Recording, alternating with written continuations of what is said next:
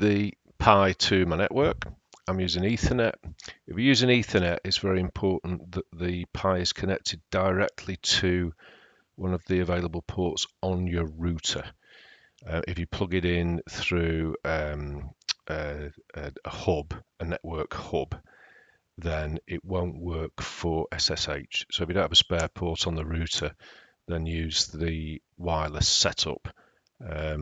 So I'm going to go into it for the first time. Before I do, I'm just going to regenerate the SSH key. So if you do SSH-keygen, if you've used the Pi before, you've been into it on this IP address or another device on this IP address, you can just flush that out of the system. So just SSH-keygen space dash capital R and then the IP address.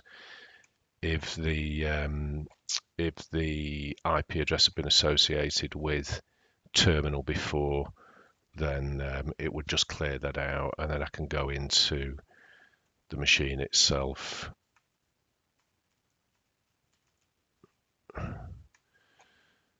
Yes, I'll set a fingerprint. And as I say, if I was to do a new SD card into this again, I'd have to use that command at the top to reset it. That's why I showed it you. Pop your password in. There we are, we're in. The machine's ready to go. You can use a clear command whenever you want to get rid of anything on the screen you don't want to be there. Before we do anything, we're going to need to update the software in the machine.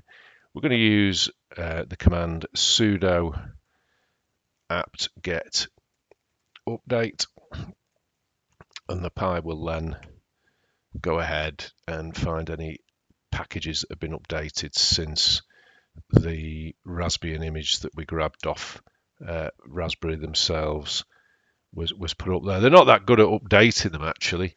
I've done this many times now, getting to grips with it, and always it needs updates.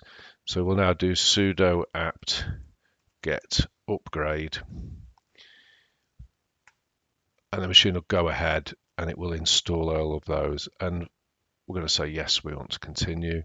This will take anywhere between 5 and 10 minutes. There's that much of it, but it's the first thing you need to do before you can go ahead and start installing the software needed to make a web server.